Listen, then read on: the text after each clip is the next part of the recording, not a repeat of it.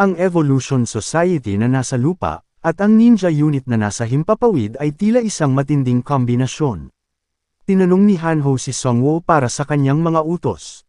Marami silang nasugatan na tao, at ang paglaban gamit sa kanilang natitirang mga bilang ay magiging mahirap.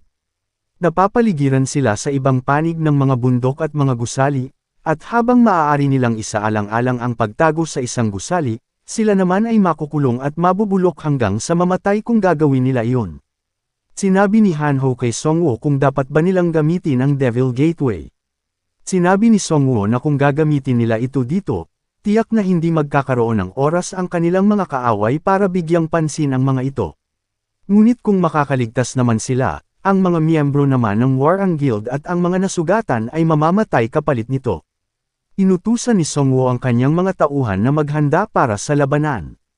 Kailangang mapigilan nila Songwoo ang kanilang katayua, habang naghihintay ng pagkakataon. Ang Warang Guild ay nagpakawala ng mga arrow patungo sa mga lumilipad na ninja.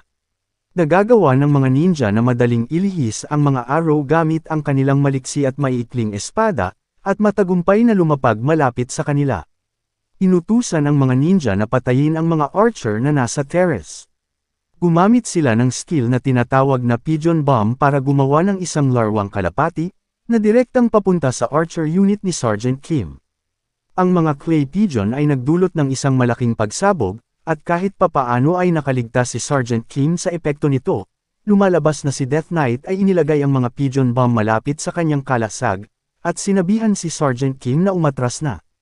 Kasabay nito, tumatakbo ang ilang mga ninja patungo kay Death Knight Minsok. Ang ibang mga ninja ay direktang inatake ang ulo ng mga skeleton soldier sa harap nila. Ang isa ay humarap kay Death Knight sa labanan, habang ang iba ay target ang iba pang mga archer. Ang mga ninja ay namanage na maputol ang mga kamay ng ilang madadaling archer personnel. Gumamit si Death Knight ng Chains of Abyss upang igapos ang isang ninja, at pagkatapos ay inihagis siya sa kapwa niya ninja, at ngayon ay nakakuha pa ng dalawa. Sinabihan ng mga ninja ang kanilang mga kasamahan na huwag pansinin ang Death Knight, at tumuon sila sa iba pang mga archer. Si Death Knight ay ibinigkis si Righty gamit ang kanyang Chain of the Abyss na kasanayan, at itinapon siya ng buong lakas. Nilaslas ni Righty ang mga ninja gamit ang kanyang umiikot na espada, kahit na nakalabas na ng Chains of the Abyss, patuloy si Righty na umiikot, ginamit ni Righty ang momentum na ito para patayin ang natitirang mga ninja sa gusali. Sa huli, siya ay naharangan ng isang ninja. Pinipigilan ng ninja ang isa pang pag-atake bago pa siya matamaan ng Divine Sword na gamit ni Righty. Inilabas ni Righty ang kanyang baril at pinaputukan ng ninja at bumagsak ito, pagkatapos ay ginamit na ni Righty ang pistol sa labanan, at pinagpapatay ang mga ninja sa paligid. Iniulat ni Sergeant Kim na halos maitigil na nila ang pag-atake ng mga ninja sa rooftop, pero karamihan sa depensa sa unang palapag ay nasira na. Hindi maganda ang sitwasyon para sa kanila, at hindi na sila makakatagal pa. Nadudurog na rin ang ilang mga skeleton na iniwan ni Songwoo sa daan. Lumalabas na malapit na pala ang main unit ng mga Japanese players. Si Okita Akira ay nasa sabik na makilala ang Necromancer ng harapan. Ang mga Korean player ay natatakot dahil maraming mga Japanese player ang napatay ng Necromancer, ngunit mayroon pa ring malaking bilang ng hukbong Hapones ang natitira. Isang bagong lumilipad na unit ng ninja ang papunta sa mga Koreanong manlalaro, at sa pagkakataong ito ay mas marami na. Inutusan ni Sergeant Kim ang mga archer na huwag magtira ng anumang mga palaso, at ay patama ang bawat huling piraso ng bala na mayroon sila. Ang mga ninja ay naghagis ng mga granada patungo sa mga Korean archer unit, at habang sinusubukan ng mga Koreano na gumawa ng kanilang mga mana barrier, ang mga granada ay lumalabas na mga smoke shell. Hindi nagtagal, ang mga Koreanong manlalaro ay nababalutan ng usok, at isa-isa silang pinapatay ng mga ninja na madaling makakita sa usok. Hinihikayat ni Hanho ang mga ninja na lumapit sa kanya, sa halip na patayin ang kanilang mga mababang antas na kapwa mga player. Ngunit bago pa si Hanho makapagsalita ng anuman, lumitaw si Arada sa kanyang likuran at sinabihan si Hanho na may inihatid na mensahe ang kanilang Sword Saint mula sa Necromancer. Sinabi ni Okita Akira na babayaran ng Necromancer ang krimen ng panunuya sa kanya, kapalit ang ulo ng kanyang mga kaibigan. Ngunit bago pa niya tuluyang masaksak si Hanho, napaatras siya ni Suzuki Ren. Nagulat si Arada nang makitang buhay si Suzuki Ren, at nagtanong kung pinagtaksilan niya ba sila. Pinuri ni Hanho si Suzuki sa pagsasabing magkakampi na sila ngayon. Inutusan ni Arada si Suzuki na patayin si Hanho kung gusto niyang mabuhay ang kanyang dalawang kaibigan. Medyo nalilito si Suzuki kung ano ang gagawin, at nagtanong si Hanho kung pagtataksilan ba niya siya. Sumingit si Songwoo sa pagsasabing inutusan na sila ng Sword Saint na patayin ang mga kaibigan mo, kaya paano pa sila mabubuhay? Nagtanong si Arada kung paano niya nalaman ang tungkol dito. Sinabi ni Songwoo na nabasa niya ang mga alaala ni Gato, na leader ng First Division ng Ninja, at inutusan siya mismo ng Sword Saint na patayin ang mga kaibigan ni Suzuki Ren dahil hindi na niya kailangan ng aso na may tali. Ibinunyag ni Arada ang totoo sa pagsasabi kay Suzuki na hindi na siya kailangan nila, dahil tumatanggi siyang pumatay ng tao at hindi bagay sa kanya ang class name na Sword Saint.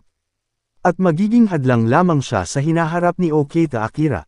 Sa sinabi nito, naghanda si Arada para tapusin ang kanyang trabaho. Pagkatapos ay tumalon siya patungo kay Suzuki Ren upang tapusin, gamit ang isang ninja skill na tinatawag na mankiling. Madaling inindayog ni Suzuki ang kanyang espada at natamaan si Arada ng isang counterattack. Ang lahat ng ito ay nangyari ng napakabilis na kahit si Arada, na isang dalubhasang ninja, ay naputol ang kanyang leeg nang hindi namamalayan. Ang ulo ni Arada ay nahulog sa kanyang katawan sa sandaling siya ay makalapag. Si Suzuki Ren ay galit na galit kay Okita Akira dahil sa pagkawala ng kanyang mga mahal na kaibigan. Tinawag niya si Okita Akira ng buong lakas. Agad na nakilala ni Okita ang boses ni Suzuki Ren, at lalo siyang nasasabik dahil mas marami na siyang available na option para maglibang. Ang mga ninja ay naghulog ng isa pang smoke bomb wave, at sina Songwoo at Hanho ay ganap na napapalibutan ng hamog sa digmaan. Hindi mahanap ni Hanho si Suzuki Ren kahit saan, ngunit sinabihan ni Songwoo si Hanho na bigyang pansin ang kanyang paligid sa halip na hanapin si Suzuki Ren. Gusto ni Songwoo na gamitin ang kanyang awakening at demigod state para sa pinakamasamang sitwasyon na posible, ngunit hindi na niya ito maaaring ipagpaliban pa. Bago pa ma-activate ni Songwoo ang kanyang demigod state, lahat ng kaaway na nakapaligid sa kanila ay nilamon ng asul na apoy. Wala silang ideya kung kanino ang mga asul na apoy na ito. Pumasok si Ji Soo-yun, at lumalabas na siya ang kumokontrol sa asul na apoy. Tinapos ni Ji Soo-yun ang mga huling labi ng Japanese Advanced Ninja Party. Tinanong ni Songwoo si Ji Soo-yun kung paano siya nakarating dito. Ang Liberation Guild ay nandito na din at inactivate ang kanilang kakayahan na tinatawag na Temple Territory. Isang notification ang lumalabas na nagsasabi sa lahat na ang Temple Territory ay idineklara sa lugar, at tatagal ito ng 2 oras. Ang lahat ng mga kaalyado ay nakakakuha ng isang automatikong healing effect na 2% bawat segundo. Lahat ng mga estatistika ng Crusader ay tataas sa 7 puntos. At ang prosecutor ay nabuff na at inutusan ang kanyang mga subordinate na magmarcha paabanti. Si Gang Yonle at Han Sokgu ay nauuna sa kanilang mga unit. Sinabi ni Ji Soo-yun na sa kabutihang palad, ay hindi pa sila huli dito. Tinanong siya ni Hanho kung paano siya nakarating dito ng napakabilis. Ipinaalam sa kanya ni Ji Soo-yun na natapos niya ang isang hidden quest, at pagkatapos malaman na nagsimula ang isang labanan sa Busan, humingi siya ng tulong sa hari ng Great Mountain Range. Binigyan siya ng isang item na tinatawag na Warp Stone. Ito ay lumalabas na ito ay ang parehong item na ginamit nila Songwoo, na nagpapahintulot sa kanila na ma-teleport sa Busan, isang item na hindi madaling makuha, ngunit ibinigay lamang ito kay Ji Soo-yun. Tinanong siya ni Songwoo kung siya ang nagdala sa mga Crusader dito, at sumagot si Ji Soo-yun ng oo. At tama ang kanyang hula dahil ang mga Koreano ay lubhang nangangailangan ng tulong. Ang Liberation Guild ay kabilang sa mga malalakas na makakatulong sa kanila ngayon. Natutuwa si Songwoo dahil malapit na silang matalo kanina, at talagang kailangan nila ng mga reinforcement. Puspusan na ang labanan. Sa loob ng ilang minuto, may lumalabas na notification na nagsasabi sa kanila na tapos na ang free battle. Ang panig ng Hapon, na siyang umaataking panig, ay kailangan ng pumili ng isang fighting mode. Ito ang all-out war, capturing, at duel, sa loob ng 5 minuto. Si Okita Akira ay napuno ng pananabik dahil maaari na siyang maghiganti sa Necromancer. Hindi makakatakbo ang Necromancer sa pagkakataong ito, at tiyak na dudurugin siya ni Okita. Pinili ng parehong server ang duel event, at pipili ang bawat panig ng isang mandirigma na kakatawan para sa kanila. Sa kaso ng hindi pagsunod, ang buong server ay mapaparusahan, at para sa mananalo, isang buff ang ibibigay sa buong server. Pinili ng mga Hapones si Okita Akira bilang kanilang kinatawan, habang ang panig ng Korea ay hindi pa nakakapili ng kanilang mandirigma. Nagtanong si Ji So-yun kung namatay ang Warang Guild Master sa kaganapang ito, at sumagot si Songwoo ng oo. Ipinaalam pa niya kay Jisoo na medyo brutal ang kinalabasan ng tunggalian na iyon. Tinanong ni Ji So-yun si Songwoo kung magagawa niya ito. Ipinaalam ni Hanho kay Jisoo na hindi biro si Okita Akira. Samantala, naisip ni Songwoo na si Ji So-yun ay mas tugma sa duel event kaysa sa kanya, ngunit hindi siya sigurado kung si Jisoo ay mananalo sa laban na ito. Si Songwoo ay walang ibang pagpipilian kundi ang magtiwala sa kanyang mga plano, at payagan si Jisoo na humarap sa tunggalian na ito. Mukhang nasa sabik si Ji So-yun para sa one-on-one na laban na ito, at ito ay isang perpektong kondisyon para sa kanya dahil walang sinuman ang makikialam sa kanilang laban. Si Ji So-yun ay naglabas ng isang item, sinabi niya kay Songwoo na ito ay regalo para sa kanya. Naging masaya si Songwoo pagkatapos matanggap ang kamangha-manghang regalong ito. Ito ay isang legendary necklace na tinatawag na Shadow King's Necklace. Pinapataas nito ang vitality stats ng 6 na puntos, habang kinokontrol ang isang shadow sa loob ng field of view. Kayang ma-access ang visual at auditory information, at mayroon itong cooldown na 5 minuto. Sa wakas ay nakolekta na ni Songwoo ang lahat ng 4 na relic na kabilang sa Shadow King set. Nakumpleto na niya ang koleksyon para sa hidden quest na Successor of the Shadow King. Ang korona ng Shadow King ay ipapadala bilang gantimpala para sa quest na ito. Hiniling ni Ji So-yun kay Songwoo na piliin siya bilang kinatawan mula sa Korean side. At sa wakas, pinili ng Korean side si Ji So-yun bilang kanilang kinatawan. Ang napiling mandirigma ng bawat panig ay dapat pumunta sa itinalagang lokasyon na ipinapakita sa mapa, sa loob ng susunod na 10 minuto. Kapag nagsimula na ang tunggalian, ipinagbabawal ang iba pang laban. Sa kaso ng paglabag, ang mga manlalaro ay hahatulan ng kamatayan. Ang mga larawan ni Ji So-yun at Okita Akira ay lumalabas sa livestream broadcast screen. Ang Sword Saint ay nag-aalab sa galit, at maging ang kanyang mga alip-ores ay natatakot. Nagalit si Okita Akira habang kinukutsa niya si Songwoo dahil sa hindi paglaban sa kanya ng direkta. Pagkaraan ng ilang minuto, narating na ng mga manlalaro ng magkabilang panig ang lokasyon ng tunggalian. Sina Okita Akira at Ji So-yun ay parehong nakatayo sa harap. Sinabi ni Okita Akira na hindi siya nasisiyahan sa matchup na ito. Paulit-ulit niyang sinabi na gusto niyang makipagduelo sa Necromancer, at wala siyang interes sa mga maliliit na nilalang na tulad niya. Tinanong niya si Jisoo kung ang Necromancer ay walang sapat na kumpiyansa sa kanyang sarili, kaya ba siya nagpadala ng ibang tao upang mamatay sa halip na siya. Sinabi ni Ji So-yun na hindi na kailangang dumihan ng Necromancer ang kanyang mga kamay para sa isang maliit na gawain tulad nito. Sinabi ni Jisoo na kaya niyang pangalagaan si Okita Akira sa kanyang mga kakayahan ng mag-isa. Ang oras ng tunggalian ay malapit na sa kanila. Sinabi ni Okita Akira kay Ji So-yun na ginamit lang siya ng Necromancer bilang isang body shield, at hindi niya maiintindihan ang kanyang kapangyarihan.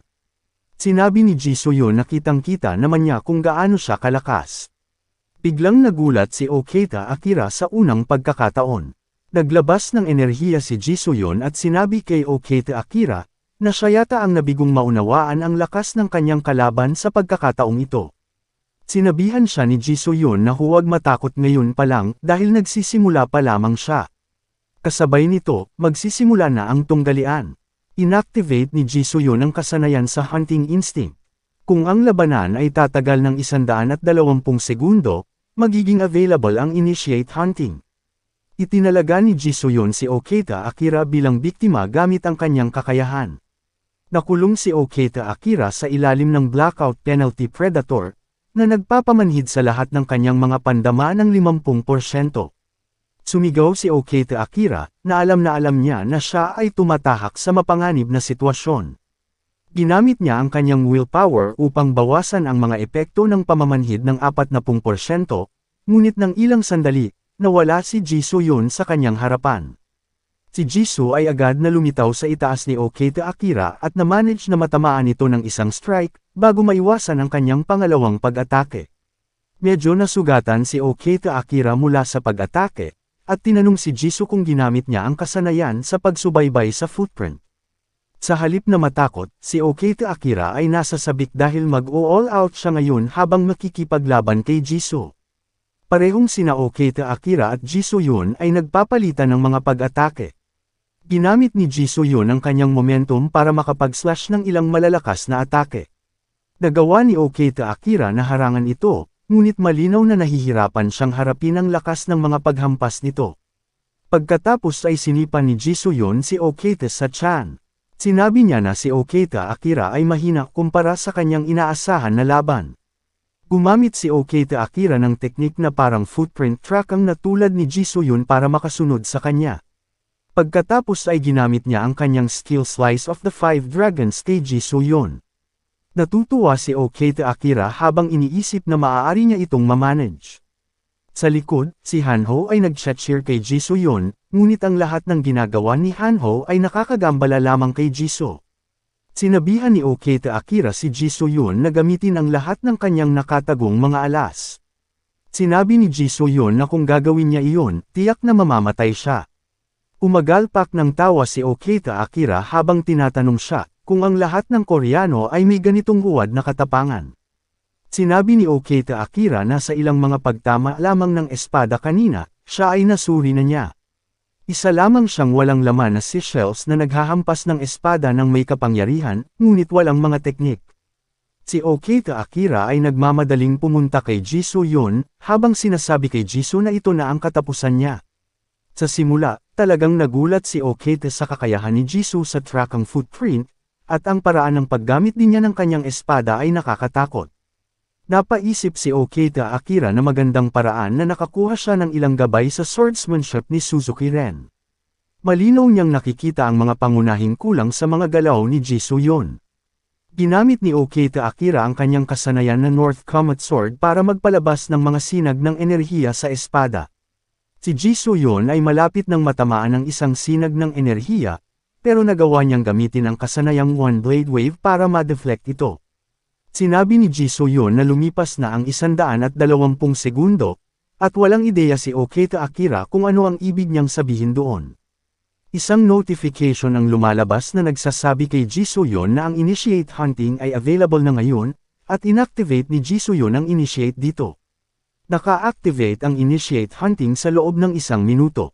Ang lahat ng mga estatistika ni Jisoo Yun ay tumaas ng husto sa 60 puntos. Ang kanyang attack power laban sa biktima ay tumaas ng 50%.